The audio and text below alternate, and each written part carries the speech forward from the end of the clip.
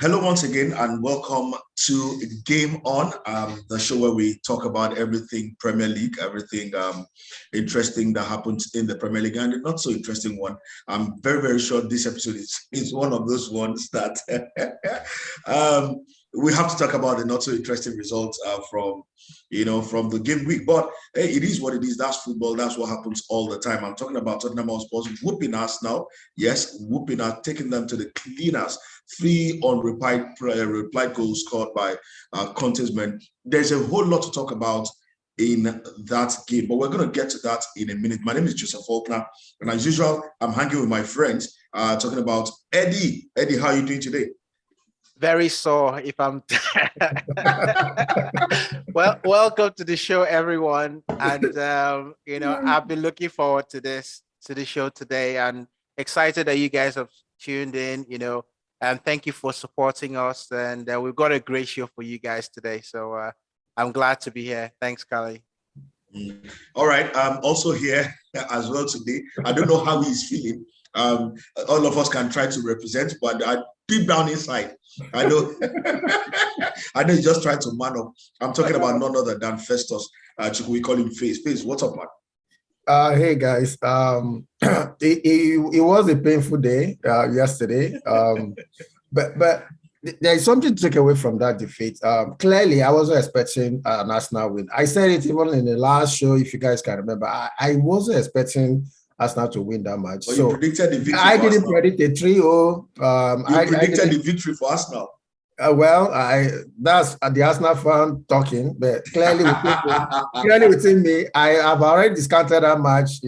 3 points gone, and hoping that we'll get the remaining 2 matches. But guys, you're welcome to our show. This is Game On, and we have 3 major things we're going to discuss today. We're going to basically talk about the running for the EPL title. We're going to talk about the 4th spot, which is up for grabs, and we're going to talk about the relegation battle, which is basically the 3 areas in the EPL at this point in time. You're welcome, and I know definitely you're going to have an interesting show today. All right, let's get the show started. First of all, let's review our predictions last weekend. Last game week. I beg your pardon. First of all, we talked about Burnley and Aston Villa. We all got it wrong. We all absolutely got it wrong. Aston Villa. Like Festus was saying in the last show, saying that they're already on holiday and all of that. They showed us that they were not on holiday at all, Festus. Yeah, not at all. Yeah, and you know what? Burnley. I don't know what to say about them, but I think it's gonna be like that. Who knows? They might beat Spurs in the next game. It's possible. So the truth is, you never know the Burnley that turns up. Sometimes they disappoint you. Sometimes they man up and they go very physical and they surprise you. I'm hoping to see the strong physical Burnley against Tottenham in their next match. Could it be the weight? Could it be the weight of the battle that is now getting to Burnley? They went on a run for a while, but now they've started their last 2 games. They've started. Could it be the weight of the running that is finally catching up with them? I think that when you're down at the bottom, it's not coincidence. So you're not a very good team when you're at the bottom of the Premiership. So that means that you don't win consecutively. It means that your form is a little bit like this, and so maybe it's not unpredictable. That they had that run and they're gonna slump. So you maybe expect the same thing for Everton. They've just had a good run. They want to hope that their run goes on to the end of the season, but when you're down there, it means that you haven't been winning enough or winning consecutive games. For me, Go ahead. For me, Kali, I disagree a bit with Eddie. At times when you're in top form, when you're having a streak, when you're winning consecutively, I expect if you're going to drop, it shouldn't be absolute. It shouldn't be something sudden. It should gradually, you see it happen. So for a team, in high, doing well, and suddenly from nowhere, and Aston Villa also that was doing badly, we now see a reverse in that match. It's surprising. So for me, it's the EPL. At times you see matches like this happen. So I just want to take it as one of those matches. Not One of basically those based on matches. form. Yeah, not based on It's not the form. pressure. It's not the pressure of the running. I don't think so. It's not. It's one of those All days. right. Yeah. All right. Leicester City, Everton. I totally got that wrong. I called it. I said it was going to end in a draw. I absolutely got that wrong. But you both predicted victories for Everton, even though you didn't get the score lines. But at least you predicted victory for Everton in that one. So kudos to you guys. Okay. Can we move on to the next match? Because that clearly was clear to me that Everton will win that match. All right, and then Leeds United and Arsenal. Of course, we all got the scoreline wrong in this one, but we got the result right. Arsenal won that one. It wasn't one of those comfortable games, but at the end of the day, they got the result they needed. No, but for me, Kali, I think Arsenal was a bit careless in that match because we had all the chances to actually have a large score line in that match. If you see the stats, it was crazy. The stats were crazy. Even before the red card, we missed a whole lot of chances in that match, and these are some of the mistakes we shouldn't even be doing. So we could have gotten the score line right because that was how that match was tilted. And then at the end of the day, you didn't get it right. That's the point. You didn't get it right. So we're not doing any cool down. Any damage control, right? All right. The next game, Liverpool against Spurs. We all got it wrong. We did. We all got this one wrong. Tottenham Hotspur went to Liverpool with a game plan, and they totally, they absolutely executed it in style. Yeah. They got that result. 100%. They could have actually gone on to win that game. Yes, they could have. Yeah. Kudos to the great coach Conte. Week in week out, Conte shows why he's a great coach. We all saw the state Tottenham was in before he came on board, and we've seen the transformation. We've seen Tottenham today. When you see the game plan, the way it was executed, you know that this is a masterclass. This is somebody who has a whole lot of experience. Kudos to him. Yeah. All right. Kudos to him. Our final game, Manchester City and Newcastle United. First of all, we were so confident that Man City will whitewash Newcastle United. I told you guys. But you didn't back it up with your chest. Your liver could not carry you to predict the 5 goals route. But one of the beautiful things about the game was we saw a very beautiful Man City side.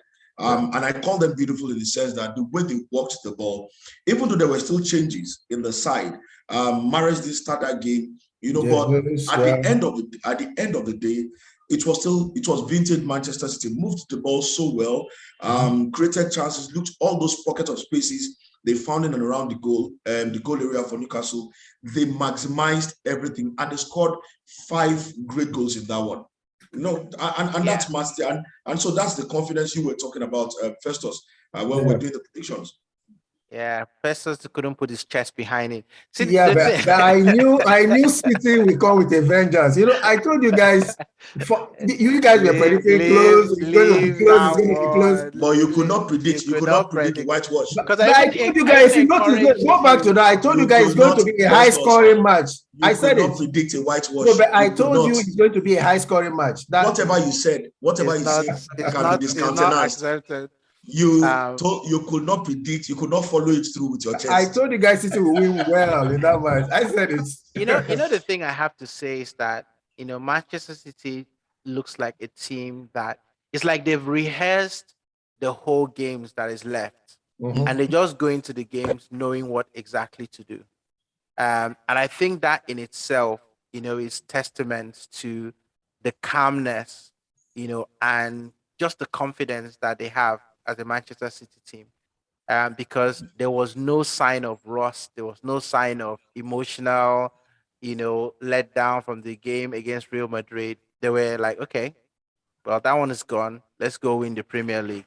And actually, let's win the Premier League in a way that it would demoralize Newcastle. I mean, demoralize Newcastle, but also in the sense demoralize Liverpool too, as well. Well, at the end of the day, Kali, do you notice that within the last 3 games, they've actually caught up with Liverpool? Liverpool was leading City with I think about 5 goals difference before. The last 3 matches or they've been able to catch up, and they are now leading Liverpool with close to, I think, 4 They or have 5 better goal goal difference. difference. Yeah. So that tells you, now even if at the end of the day they are on the same points, they still have the superior goals difference. So I think City, for me, clearly, I've been saying this even with 6, 7 matches to go. I think the EPL is done. I don't see City losing. So I think what City is doing now is covering all the necessary, all the likely outcomes in case it ends. They end at par. Exactly. They have better goal difference, but I think City will still win it with points. Yeah, I think City will win, even if it's just 1 point. I think they are winning the title this year. All right, guys, let's review the North London derby. What a sad evening that was. Arsenal totally outsmarted, totally outplayed. No matter what complaints we might have about officiating, we've got to give credit to the way Antonio Conte has set up his team. 2 big games, and he got results in both games. And that's kudos to Antonio Conte and his strategy. Against Arsenal yesterday, all he needed to do was put a lot of pressure. Now, I said this, remember when I talked about El Neni coming into the side and what he brings to this side? Okay, Eddie, before you go into the answers, I want to add a question to what Carly basically is saying. I know a lot of people with the 3-0 score line, clearly they will write it off that, okay, Tottenham dominated and they had a better day. Now, but I want to add this question. Before the red card or before the penalty, did you see a balanced match? Was the match balanced? Was Tottenham actually having the edge over Arsenal before that penalty? How did you see? Can you just analyze the match before the penalty and after the penalty? What happened? So I think we started our game very well. Arsenal started our game with a clear plan. They had rhythm. Tottenham were nervous. They were not really stringing the passes together. And football moments make football games, and they are rarely unconnected. And I think this is part of the education that I want our Arsenal team. Sometimes we have that awareness, but sometimes we expect the game to be called down the middle, and expect that we will have the same consistent sort of um, leeway when it comes to things. And clearly, you could see from the jump that that wasn't going to be the case. There was a Tottenham crowd that was raucous. They were cheering and shouting and screaming and all. You could know that you're not going to get an inch in that game. So when you play a game like that, you have to make sure that you silence, the home crowd, which is what we did against Chelsea, right? Okay, Remember, but do you feel that penalty actually turned the course of the game? I do, without a shadow of a doubt. And if we had the penalty, would have done the exact same thing to us too as well. I think that games like that, actually moments, which is why they always say in big games, they don't want to give anything that is not absolute, right? And you kind of look at it and say, this is a big game that is going to decide, the fate, of the top four.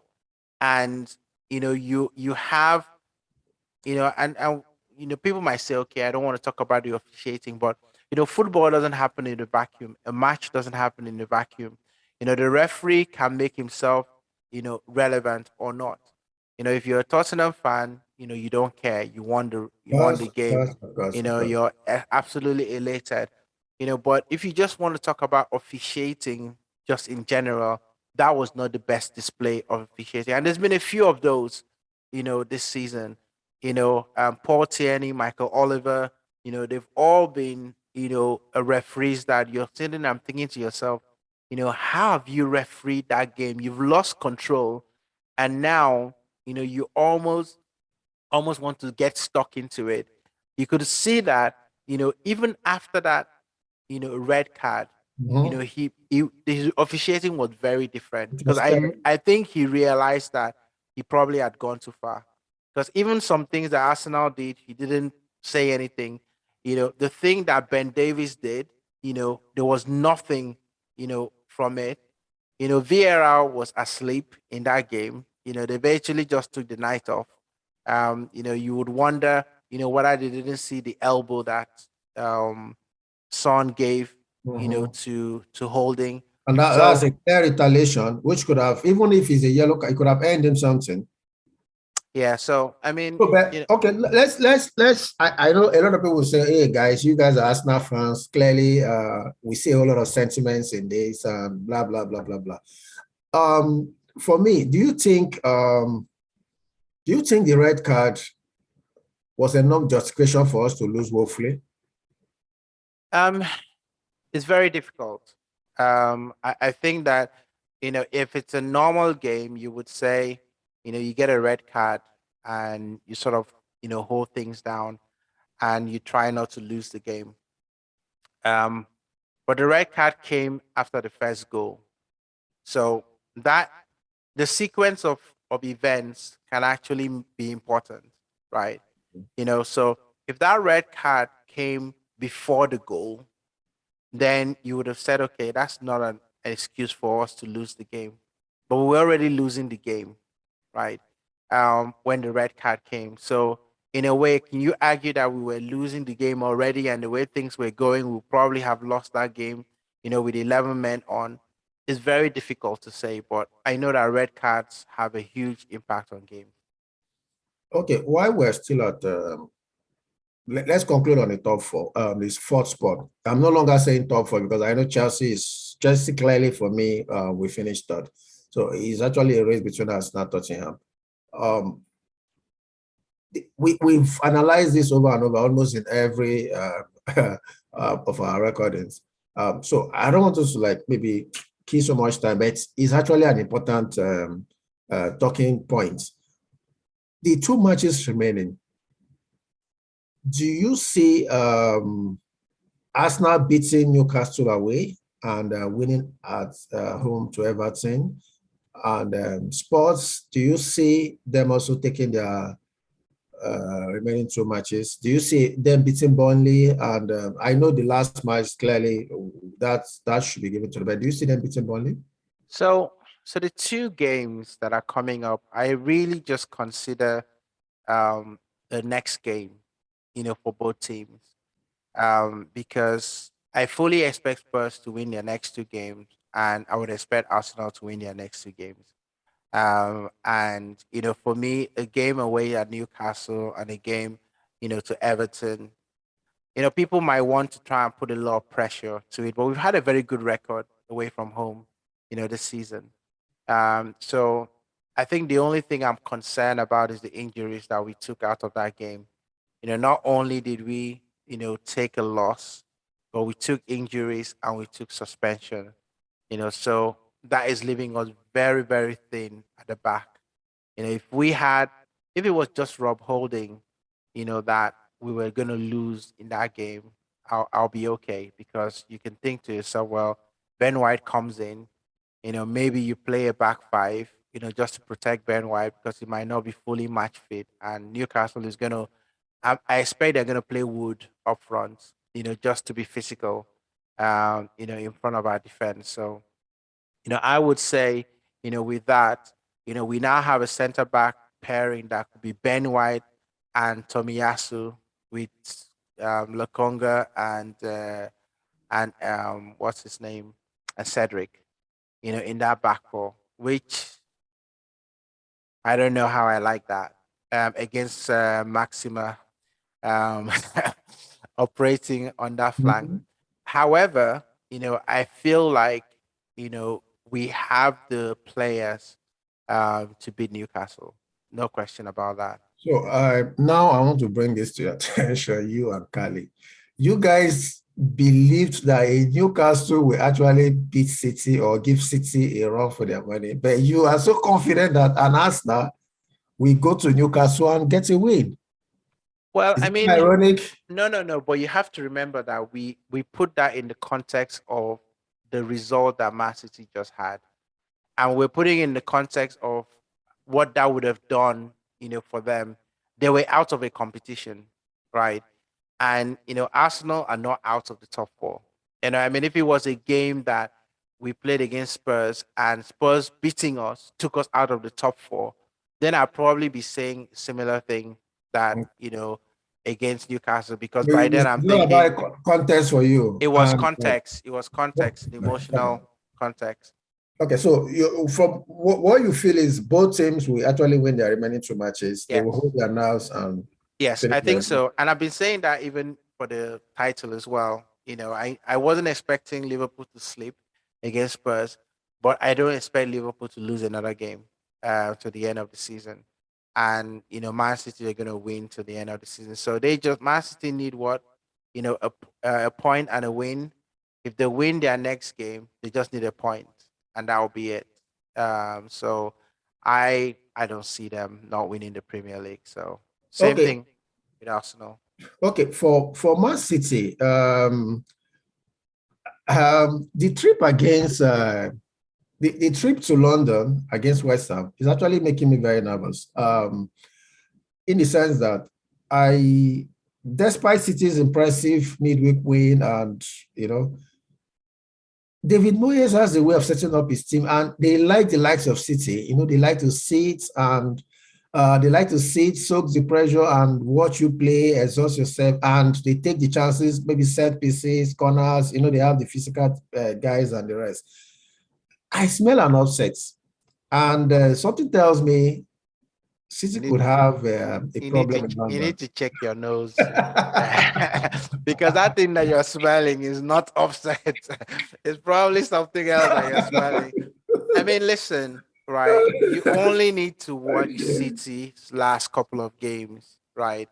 Yeah. City are on a mission, and I don't care which team you put in front of them right now. You know, they've only got the title to play for, and De Bruyne has just basically just turned on another tap, and he's like, this is it. Yeah. So for me, I fully expect them to win. Absolutely expect them to win. No Okay. doubt about that. I still want to play the devil's advocate. Let's agree. Yeah, City is on the roll. I agree. Now, but this is the last game for West Ham. Their last home game.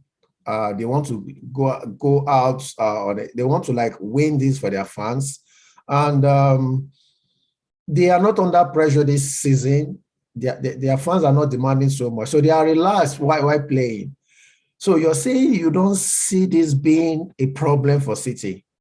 No, I don't. These I factors I don't. cannot in any way I influence don't. West Ham No, to I go on. don't. I don't see it being a problem for City. And just by what you're saying, because it's their last game at home, you expect that West Ham will want to come out and give something for the fans. And they don't want to sit down and play defensive football all the way, right? Maybe they want to, but I think that City has got the things, the tools, to unlock West Ham. So, would West Ham put up a fight? Yeah, they would. Because every Premiership team will be competitive until a point. And if they don't do it in the first half, I fully expect them to do it in the second half. Okay, let me talk about KDB. The guy is a joy to watch anytime, and clearly he's having the fun of his life. And kudos to Pep. Pep has been able to change his position slightly. Before, he was saddled with a whole lot of defensive work, which was actually hampering his attacking displays, and what we all know he can do. Now he has been able to free him up. He's playing a bit up, probably the number 10 position.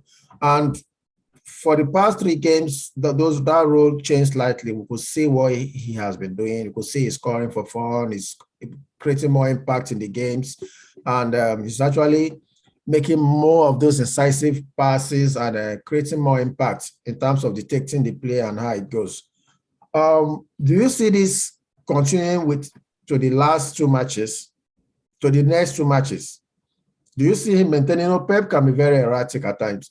The same Pep, you could see in the next match, KDB could be on the bench. He brings in a Foden, or he brings in one other guy. There's no chance. So here's KDB this season. KDB came back from an injury. If you remember, he had a Yeah. very serious injury last season, and you know, we were beginning to think whether it's taking him a long time to get back into full form. And, maybe this was always the strategy from Pep, to say he's very important. We're going to manage him, until it really, really matters. And then we're going to, unleash him. If that was his strategy, that's very, very clever from him. Maybe accidentally fell into that. But, KDP is a world class player. You don't Yeah. leave world class players on the bench, especially when you are at this point of the season. So I fully expect him to start, and I fully expect him to create a lot of problems, for West Ham. So I mean, this weekend is going to be very, very interesting for a lot of teams. Teams that are fighting for relegation, teams that are fighting for top four, teams that are fighting for the Premier League. Everything is at play, except for obviously Watford and Norwich that have already said their goodbyes. But now, there is a race between, Leeds, Burnley, and Everton.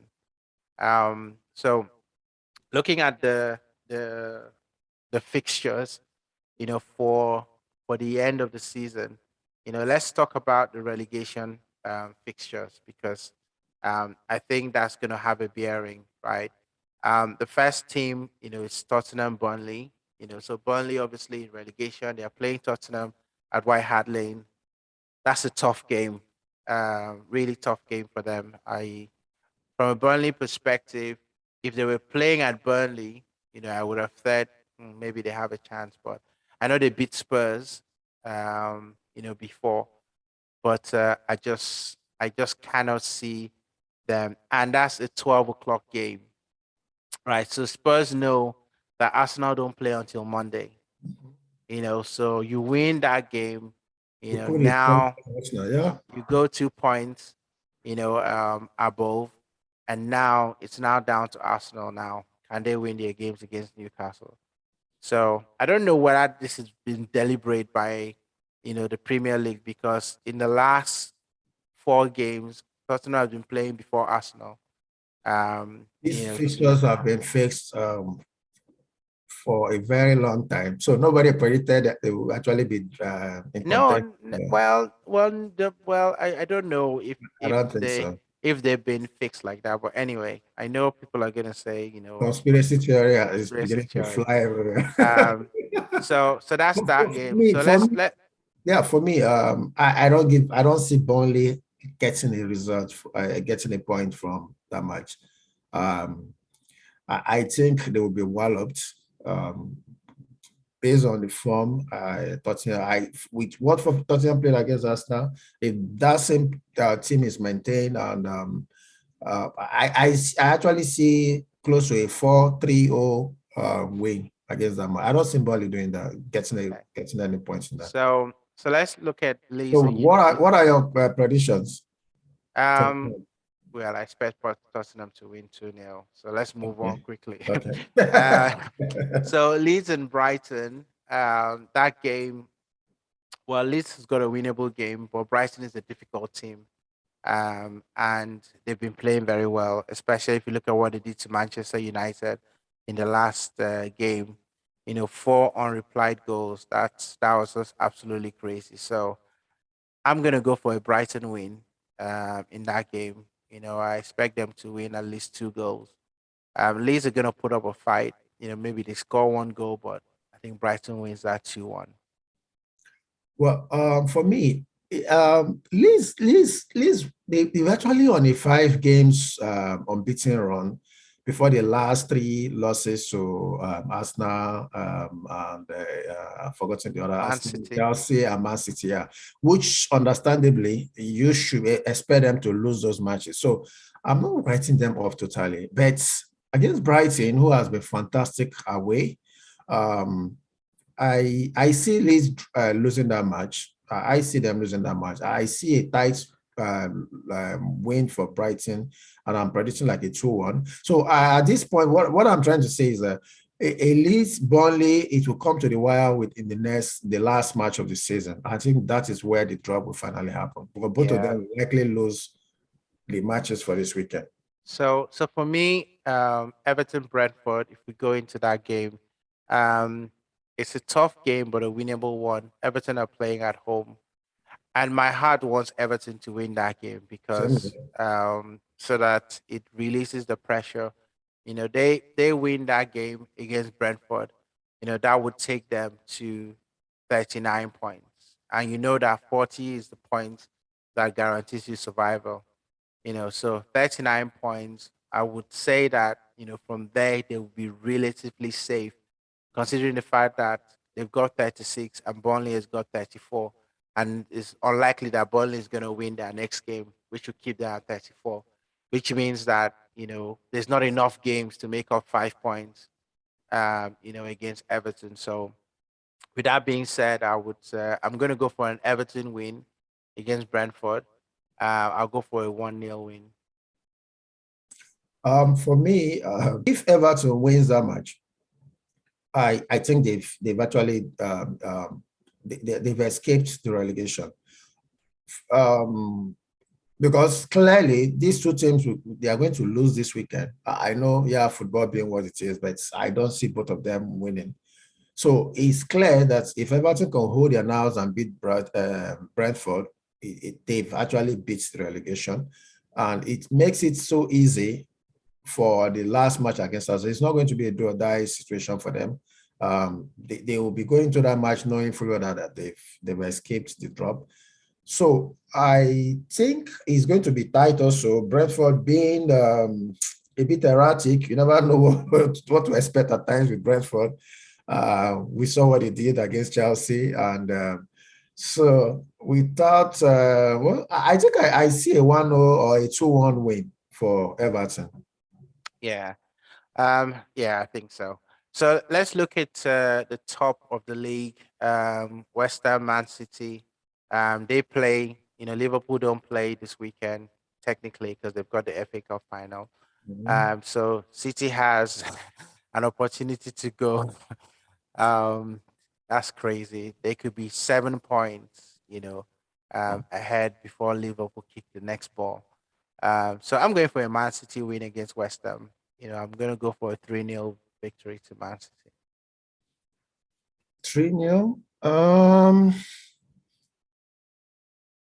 Okay, I predict a City win, but I don't know if it's built to 3-0. I'm thinking more like a 2-0 situation, or it could even be a 2-1 situation. Because you never can tell the West Ham that comes in at the end of the day. At times, West Ham can be a handful for any team if they want to, if actually they want to. I'm predicting the 2-1 for City. And if City wins, I think it means they've actually won the league, if I'm not mistaken, right? No, so Oh, basically City has 3 points right now ahead of Liverpool. oh, okay. So with So, 2 games to okay. go, there's still the If potential. they win big, if they win big, they win, let's say a 3-4-0, because I think they're about 4 or 5 points goals difference now, right? Yeah, so I mean the goal difference is becoming It's like a bit. five, right? It's about 7. Is it about 7? Yeah, So it's about seven if they goals. win anything close to 2 or 3-0 difference, I think that's it. It's wrapped up, because I don't see Liverpool winning 9, 10, 10, even if City decides to lose the last game. No, and Liverpool plays Southampton, who always has a very tricky thing with them. But the reality is that I expect them to beat Yeah, Southampton. Liverpool beats everybody Which at is this point their in time. which is their Tuesday game. So quickly, just because we have to predict that one, I know it's not the weekend game; it's Tuesday. I'm going to go for a Liverpool win there, 2-0 to Liverpool. I'll stay on 2-0 also. So the next game that we have to predict is obviously the one that involves our beloved Arsenal. We've already predicted the Spurs Burnley, and we both say that Spurs are gonna win. So Newcastle versus Arsenal, Monday night football, I'm predicting a 2-1 for Arsenal. tour for Arsenal. Yeah, I'm gonna go for a 1-0 to Arsenal.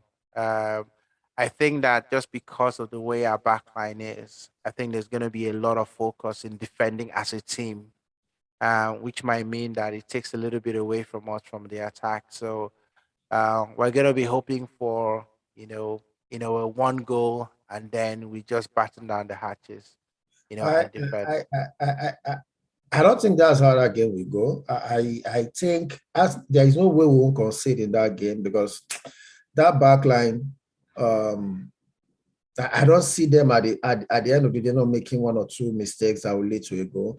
But my confidence is actually on our player, our attacking guys.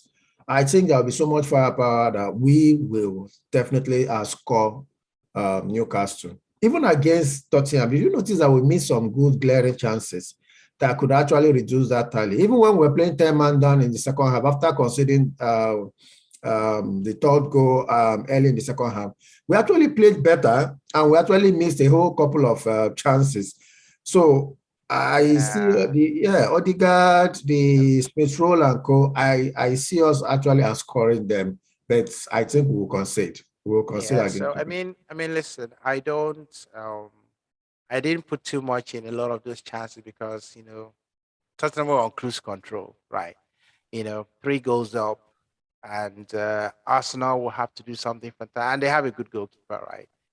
So everything was just going straight at the goalkeeper because we're getting half chances, really. It wasn't something clear cut. So Newcastle don't score a lot of goals. They're probably one of the low scoring teams in the league. Um, not that we are scoring that many. It's probably 15 goals, between the two of us. So I don't just believe that Newcastle have enough, to score, against Arsenal. So yeah, that's why I went for a 1-0 victory to Arsenal. So yes, so that's Eddie, before we go, what do you think Haaland will bring to the EPL next season? I'm sure it's I not mean, coming. it's difficult, and I think we will talk about players that are going, players that are coming, Yeah. back into the league. So we'll make that a show, and we'll focus on that. But very quickly, I think it's going to adjust to the Premier League. Most players that come from Germany, usually do, especially if you've been in that kind of form, coming into the league, and he's not going to a bad team. You have to say it's not that Man City are a poor man's team or You a get team that is loads and loads struggling. and loads of chances. Exactly. So he's not going to be lacking for opportunities to score. So let's just say that he's, the golden boot will be interesting next season. Okay. It's been a good one. Yes, it has been a good one. Fortunately, we lost Kali, Yeah, we did. in the middle of the show. Mhm. I know he's well and just had a bit of technical issues getting back. But thank you, everyone, for a show. We want to try and keep the show, a little bit tight. Keep it not too long, so that we can hit the real points of the show. So this is what we're gonna do.